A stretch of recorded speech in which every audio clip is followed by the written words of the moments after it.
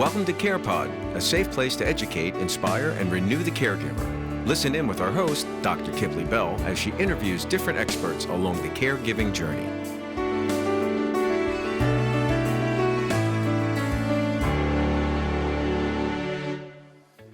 All right, so welcome to the CarePOD. Today, I am with James Pratta, emergency medicine colleague and dear friend. I often refer to him as my brother from another mother, who is a medicine physician assistant now, entering your third decade. Can you believe it? Almost your third decade in medicine.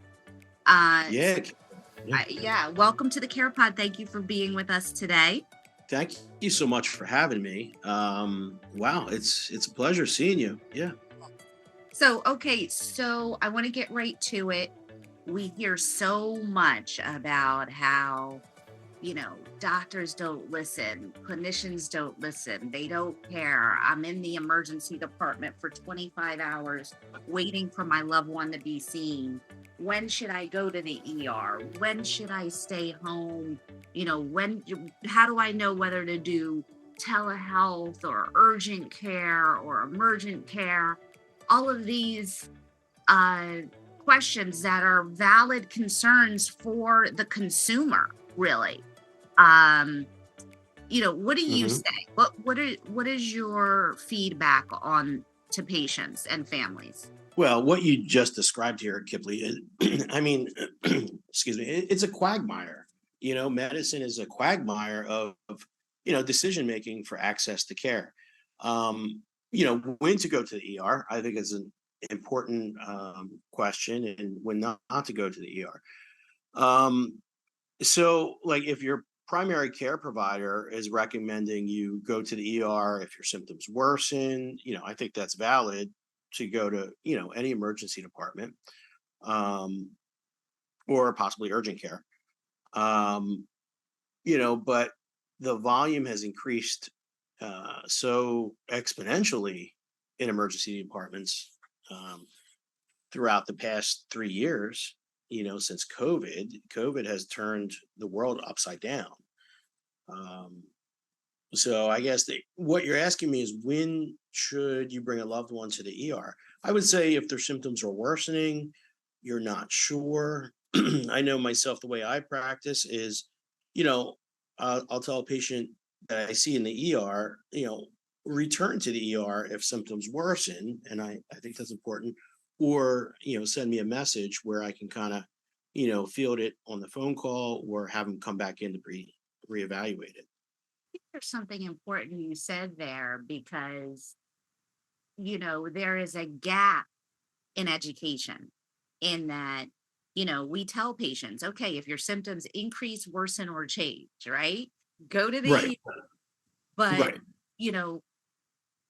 Assessing what that symptomatology is, or what is that litmus test, what is that barometer when you say, yeah, it's okay, I need to go right now, beyond obviously.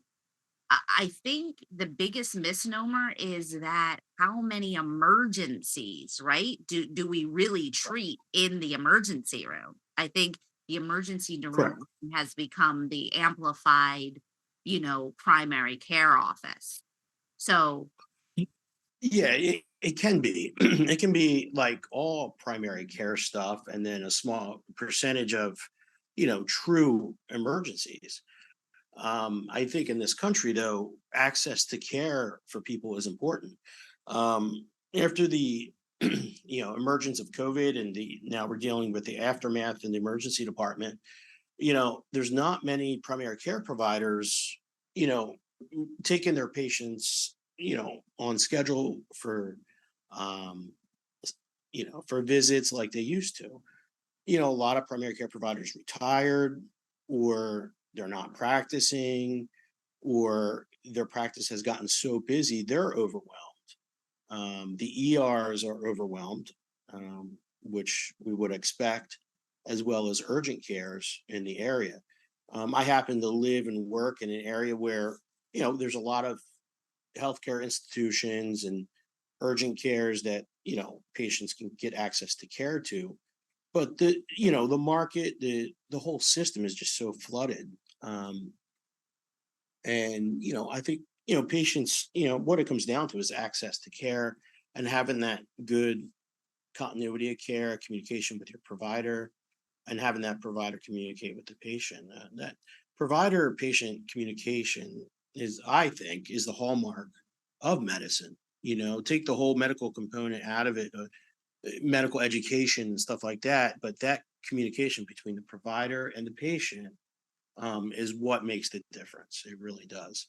You're And absolutely a right. provider, yeah, I'm sorry to a interrupt. provider can't, yeah, a provider can't be around 100% of the time, but some kind of, nowadays we have iPhones and we can message on my chart, and my chart, I would recommend to all my patients. And in fact, when I see a patient in the emergency department, I'll do a team discharge, is what we call it, team discharge. I go in with the nurse. I go over, all the instructions. I want my patients to have clear instructions on when to return. Say, for example, if you have an increased fever, night sweats, chills, increase in symptomology, because a lot of times patients don't even understand, you know, the instructions where, I like to spell it out, give them verbal and written instructions. I tell them to log on to my chart, the website. They can log in on their computer at home or their iPhone Droid, um, and they can send me a message like, hey, this medication's not working, this antibiotic's not working, what should I do? And I can kind of say, go to your PCP, come back and see me, that kind of thing. Um, my chart has been a game changer, I think, in the field of medicine, both for the patient and the provider, because it just increases the communication. And in this day and age, everyone's into texting, instant messaging, Um, so yeah, I think that's paramount with this. And you touch on an important point. And yes, just yesterday I did a lecture, and when I'm on the lecture circuit, I say, hashtag take our Google back, because I feel that we can't, as clinicians, uh and thought leaders in medicine, say, listen, my patient's listening to somebody on Instagram or YouTube, or they're Googling symptoms, and then not take the responsibility to take that extra moment to educate at bedside. Because clearly there is a gap of, when do I go? What does this symptom mean for me and my loved one? How is it going to, change their functionality? Like, so many questions that patients have, um, that they have to seek their answers on their own. So I do think, to your point, that the onus is on us to kind of bridge that gap in bedside education. So define a true emergency. Absolutely. And I don't want to interrupt you, but you kind of touched on a topic where I think I want to just open this up a little bit more to AI, artificial intelligence, um, which is emerging like in all aspects of our lives, including healthcare. But I think it's so much more important to have the communication with a provider, whether it be on the phone, FaceTime, text, whatever, through my chart, through a platform, versus like the emerging artificial intelligence. And you can say Google searching is artificial intelligence because you're looking something up, that kind of thing. There's also this chat bot, all these different things that people are going to kind of put in your symptoms, and you get the diagnosis. Well, it leads patients down a rabbit hole. Um, and then they start thinking of a lot of different things. They become very anxious. Then they start presenting to the ER with a million complaints, symptoms, and they're wondering like, well, what about this? What about that? Where I think if PCPs, emergency providers, um, you know, family medicine offices communicate with their patients when they have questions, we wouldn't have this, big dependence on AI, artificial intelligence. I mean, artificial intelligence is brand new, but I think it's really going to impact healthcare as we move forward. So again, I mean, going this back might to be like for another prevention. podcast. Yeah, it might and also I think it goes back to us taking control of our narrative is my point. Right. You know, Yes, yes, absolutely. you That's know, what it is. taking control over the narrative that but we, listen, there's the best of us and the worst of us in every profession, right? So we have sat with, you know, encyclopedias for clinicians who don't have the heart for people. And so, Right. there's that too. And patients feel that. So I think the other thing that I emphasize is that, you're a patient. I'm a patient. You are looking into the eyes of someone suffering that could be you, your aunt, your mom, your sister, your brother, your grandpa. So I think when we kind of take our own pulse and, um, you know, emphasize to patients that, hey, we're dealing with some of the same issues you're dealing with as well, it becomes important. So Absolutely. Absolutely. define emergency. Define emergency. And for our podcast audience who doesn't know what my chart is, so my chart's a way to advocate for your loved one in that when you go to a hospital scenario, an emergency department, you have the ability to sign on into that portal to see your own test result, etc. What is prescribed, your diagnostic imaging. So it helps you partner with your clinician to understand what's going on. So that's what my chart is. So define what is a true emergency and what, warrants going to the emergency department.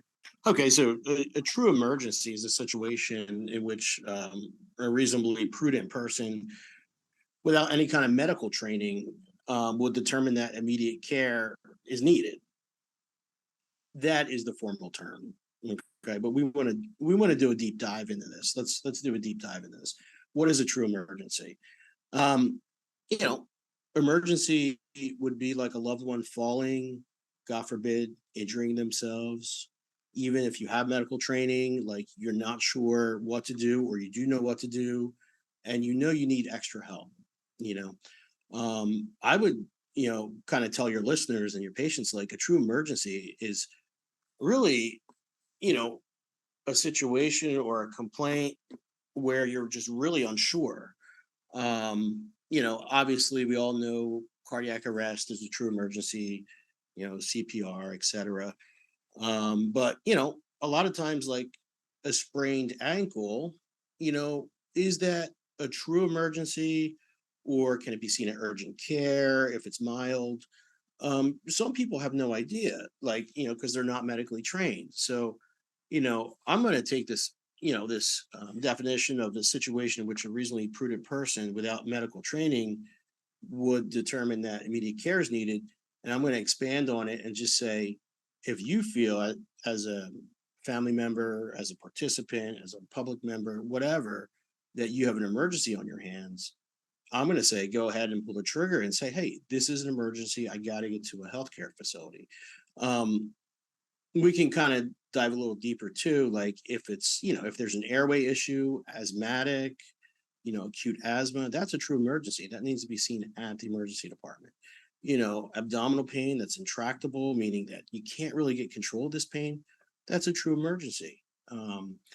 Chest pain, a lot of people have chest pain. There's so many different um, atypical chest pains or cardiac chest pains. Again, true emergency.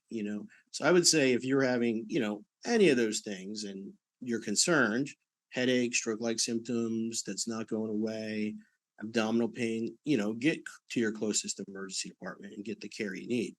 The emergency departments are wide open. Yes, they're busy, but when you come into the emergency department, you're going to get, a triage, and a lot of times you'll get a screening by a medical provider, by a physician or a mid-level provider that can kind of determine, okay, well, this is, um, this is super emergent. We've got to rush this patient back and treatment started. Um, but yeah, I would say, for the patients listening or your listeners, if you're having headache, numbness, weakness, problems talking, walking, if you can't walk, that's a true emergency. We got to figure out why you can't walk. If you're having chest pain, really bad tearing type back pain, abdominal pain, true emergency. Hip pain in the elderly, true emergency. Get to your emergency department. Um, Sore throat, that can kind of be seen at like urgent care. Some rashes can be seen at urgent care without any airway compromise. But, true emergencies, airway, breathing and circulation, the ABCs, right? You always got to look at that and determine, if there's a true emergency there. But I would always recommend everybody, call their primary care provider, present to the urgent care or the emergency department. And don't forget our telehealth options as well. Oh, Kiplee, yes, yes, telehealth, yes, yes, Okay, so impactful care. I know you always have somebody 24/7. So yes, call your telemed provider, say, hey, I I think this might be an emergency, but I'm not sure. Can I run this by you real quick? Let's go shopping.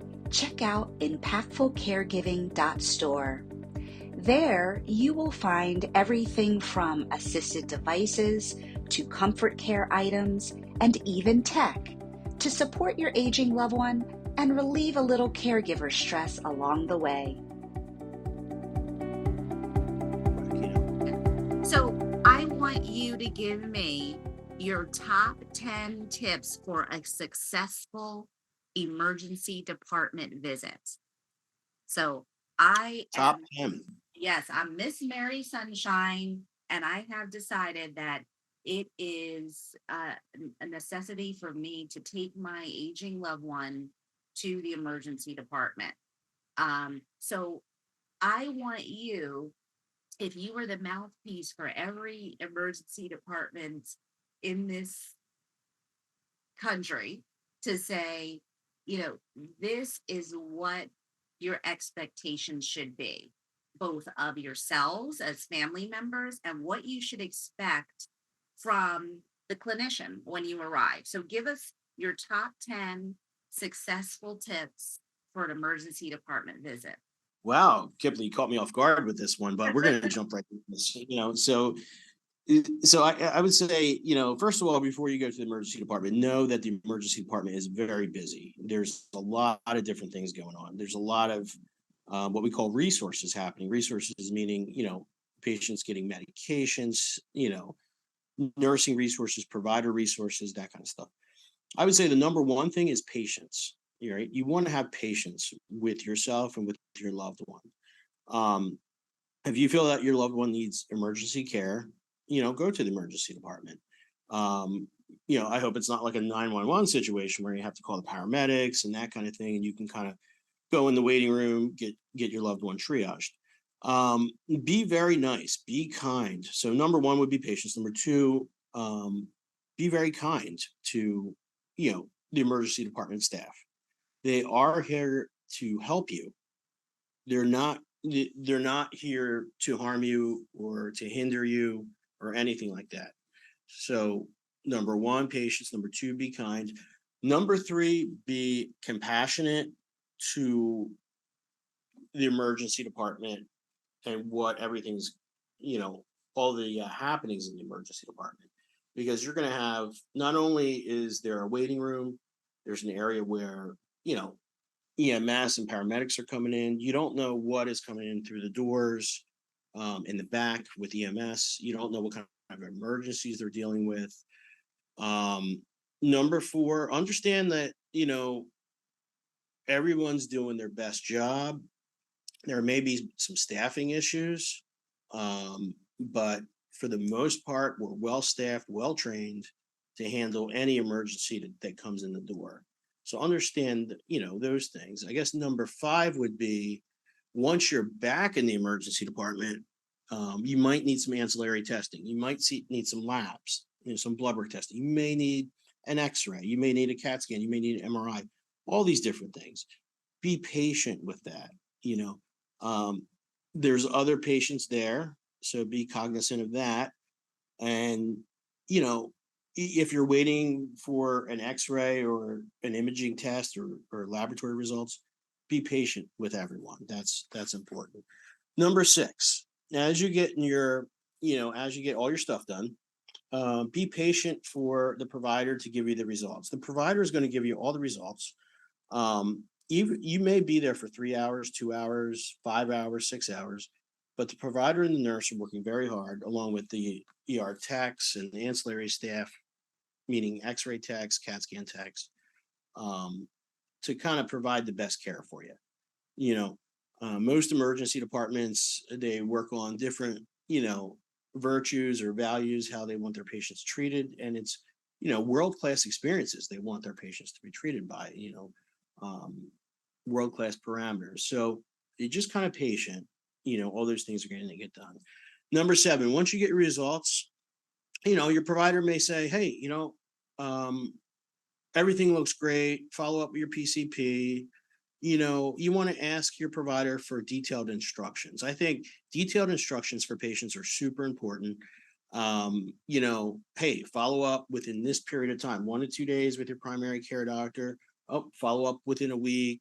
If you got seen by a specialist in the emergency department, follow up with your specialist in a week, 2 days, whatever it may be. So you want detailed instructions. So number 7 would be like, ask the provider and nurse, say, I don't, mean to give you more work, but I really want those detailed patient instructions, and they'll provide you with that. I mean, I think that's valid because you want to know what's going on. And that's advocating for yourself, um, you know, that kind of thing. Chances are you're going to have a great experience in the emergency department. There's a lot going on. So that's important. Number 8, once you get all your information and you're happy with everything, it's always important just to say thank you to your provider, you know what I mean? And your nurse. That's always kind, we find patients like that all the time. They're just thank you for your time, that kind of thing. Um, I would say number 9, if there is a chance that you do get admitted to the hospital from the emergency department, you want to ask questions like, hey, um, you know, what are the next steps? They may give you all that information.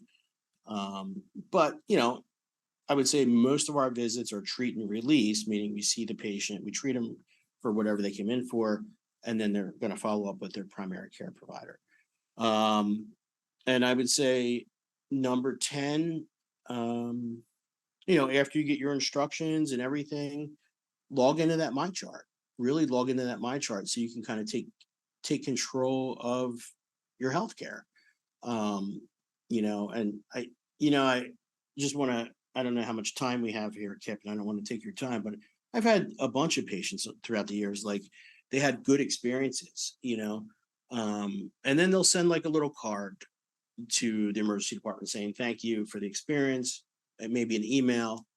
Like that goes so far with providers because we're in the emergency department, we're working, we're critically thinking. There's a lot going on, not only in the patient's brains, but in the provider's brains too.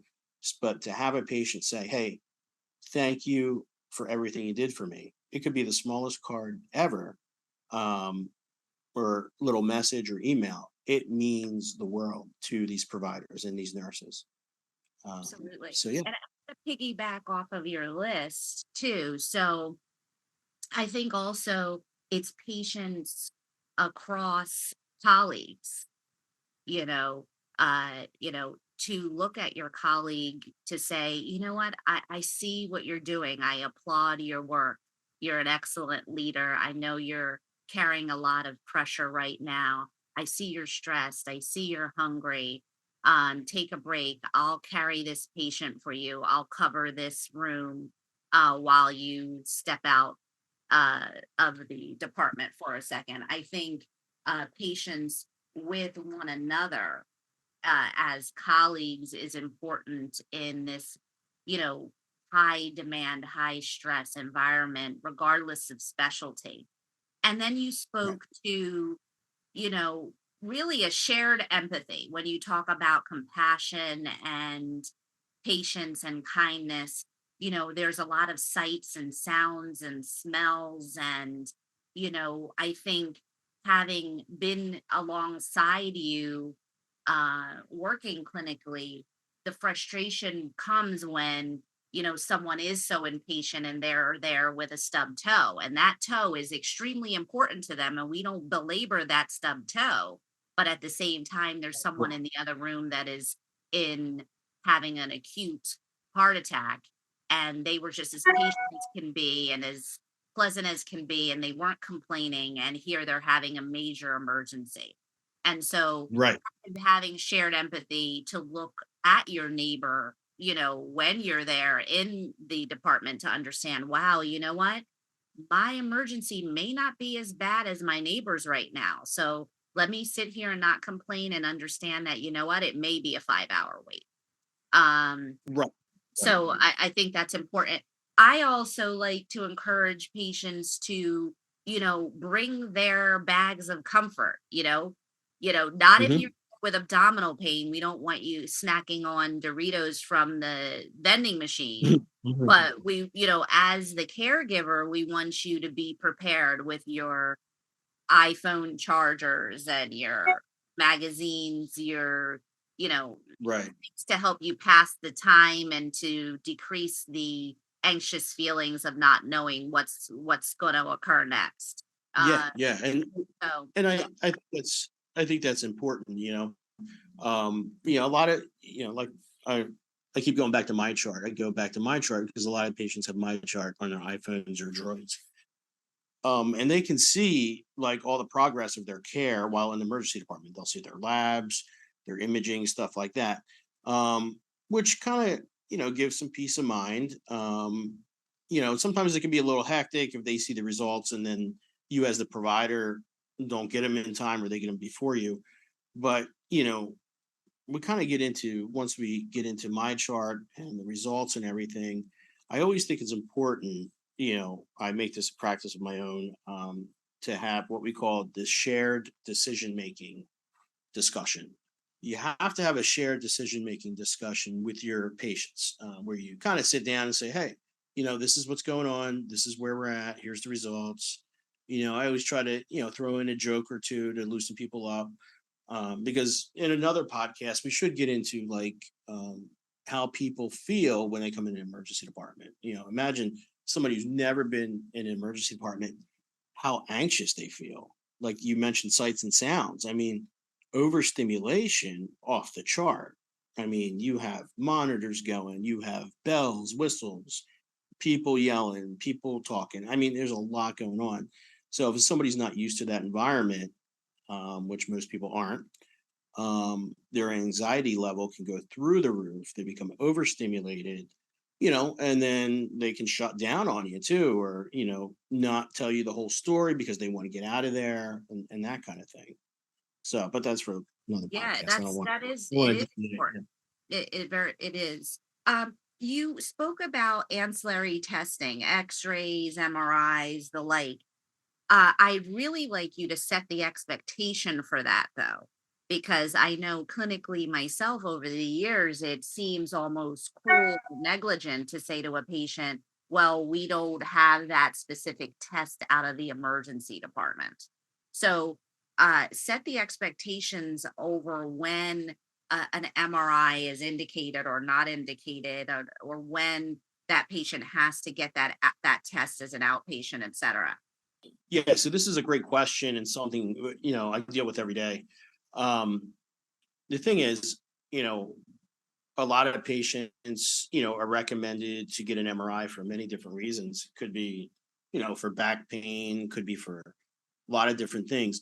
Lot of times it's a recommendation by their PCP or specialist to get the MRI. And most of the times it's an outpatient type MRI. A lot of patients have this, preconception that, if I go to the emergency department, I can get that outpatient MRI done through the emergency department, and make it an emergency or be covered by insurance, these kind of things. I think, in this country, insurance kind of dictates a lot. I just had a patient the other day tell me, she got billed for, you know, $6,500 for a COVID test Wow. that she had done in an emergency department in Michigan. And her insurance said, we're not paying for preventative health care. And you had this COVID test done in Detroit, Michigan, and $6,500. So she's telling me about this, asking me what I can do. I don't work in Michigan. So I'm like, wow, this is interesting. Like, the way the health insurances are set up with different things. But to get back to your point here, MRI, it's usually the PCP or the specialist saying, hey, get an MRI. It's different. Sometimes they'll say, go to the emergency department and get an MRI if they think it's something acutely emergent, with back pain or different things like that, or something neurological. And then, when we kind of get into the different patient populations, I like to talk about our patients who are pregnant. MRI is the test of choice for a lot of different things going on in the abdomen when you have your pregnant patients, because it's really no radiation. So in that kind of situation, then yeah, through the emergency department. But I find so many times on a daily basis, weekly basis, you know, patients have the misconception that to get my outpatient MRI, I'll just go to the emergency department to get it done quicker. Not only does that use up resources, but it takes up resources for other patients who may need beds or emergent type studies. So think about that. I would tell your patients and your viewers, think about that. Like, does this MRI of the knee need to be done emergently, or can I get it done outpatient? Because in my mind, I know the emergency room's packed with critically ill patients that might need an MRI of something more serious than what I have. Believe me, your complaint is serious if you have knee pain or whatever, but try to understand that a little bit more. But I think that you know kind of points to the fact of our public, our sociological system, the way we do things here in this country. It's like, go to the ER, you can get this done. Um, there has to be more education out there, and that's going to come from PCPs, telemed providers like yourself. Um, you know, um, and I hope there's more telemed out there that kind of educates patients on this. Yeah, I think again it goes back to um, taking back the control over the narrative we give and the care we give to each other as clinicians and to the patients that we serve. So Yeah. always a pleasure, uh, to sit with colleagues, kind of talk shop, educate the public. CarePOD is an international platform, but it's all relevant. It is relevant to kind of take our own pulse and say, listen, we have to do better. Um, Mhm. last question. What do you think we're doing well? What do you think we're doing well? There's been a lot of kind of talk on, in media on how, medicine is failing people. But what do you think we're doing well? We're doing a lot of things well. I think all that negativity and media talk is obviously the whole healthcare system was stressed before COVID. COVID kind of broke it, I feel, really bad. Um, but what we're doing well, I think, is seeing our patients, trying to get them in, out, seeing them quicker. I give a lot of credit to our specialists, our surgeons, everybody that's in the healthcare system. I mean, they're really trying hard to get back on track, um, since COVID kind of threw us off track, you know. Um, so I think we're getting patients in quicker, from an emergency medicine standpoint. We're getting our patients in quicker. We're having better, flow of patients. Of course, it's going to get clogged up here and there, but we're doing that. Um, I think the whole, medical world of, providers and mid-level practitioners is expanding. I think medicine's changing, and as a provider, we're kind of in that middle there where we're learning that medicine is changing, and we have to change and increase the provider patient interaction. And I've seen, I've taken a bunch of classes on patient provider interaction, and, you know, helping patients feel more comfortable in emergency departments and stuff like that. Some of those principles I've taken in my own practice, and I've seen my colleagues do it. So I do think we're increasing the awareness of the provider patient, interaction, and the patients are happier. The patients are happier that they're getting the care. The COVID numbers have been down. COVID, pretty much scared everyone. And, it brings us today to, March 7th, 2023, which we've come a long way since, you know, April, May of 2020. I mean, remember back then, right? I mean, Yeah, I like, think that COVID was, was officially a thing March 9th, right? March 9th or 10th, March 9th, Mhm. 2020. Yeah, So I think honestly we needed the shakeup. I would never be as insensitive to say we needed COVID, but I think we right. needed to tighten up our protocols. We need accountability to one another in our healthcare systems. We need Mhm. accountability to our patients that we serve. We need to Right. realize that we are the same as the patients that we serve, that we have the Right. of having additional education and training. Um, but at the Right. end of the day, it's all shared humanity, Yeah, it's yeah, it really is too. It yeah. really is too. And this may be for another podcast, Kip, in the future. But you know, You're the other enjoying CarePOD so much you want to come back. Is that what this is? I do. It's always a pleasure connecting with you, brainstorming, and just doing deep dives on this stuff. But I think like um, you know, the other thing. So you said give you 10 things about the ER experience. I want to add a number 11. Number 11. We got to throw a number 11 in there.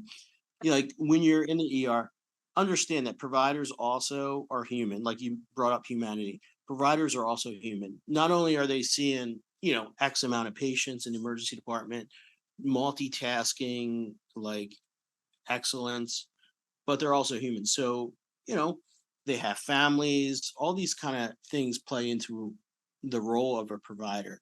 So I think it's important to, talk to your provider, open up that communication, and the provider needs to open up communication with you. So, because we all have lives outside of, the emergency department or work or whatever. Um, so, maybe a provider's having a bad day, you know, maybe that, hey, you know what, thank you for helping me, will brighten that provider's, whole entire day. Or maybe the provider's having a great day. He or she is just seeing too many patients and overwhelmed, that kind of thing, you know? So think of those Absolutely. things as a, yeah, yeah, Absolutely. And listen, I share here and I have told Prada for decades that, what I had chosen to move on in my career to ultimately obtain my medical doctorate. But I never belabor the experiences and training in my early career as a physician assistant, because at the end of the day, the physician assistants, the nurse practitioners are the workforce of this profession, period. And I think that it's important for patients to recognize um, the level of commitment and dedication that these clinicians provide across the country, and are often dismissed because the MD isn't there. right. And many times I've told you, listen, I'm going forward because I'm weak, not because I'm strong, because that battle just became too much. So it allows me to advocate even more so for these professions, because it is a groundbreaking patient care that has bridged the gap in patient education that we've discussed, has bridged the gap in that bedside time that is so necessary, that has been the foundation of the advanced clinical provider. So I salute you. I salute you, brother. I salute you. And I salute you. You are awesome. That is it. I'm excited to see our next podcast and some next topics we can cover. Whatever you need, anytime, you know how to reach me. Okay. But it has been a pleasure doing this with you. Well, thanks again. Thank you for sitting with us here on the CarePOD, and I hope that your advice and input about emergency department visits will be helpful for many families in our audience. So thank you so much again. Great information right from the source. For more information on how to caregive like a boss, check out impactfulcaregiving.com. Want to be a guest on the show? Contact us at CarePOD at impactfulcaregiving.com.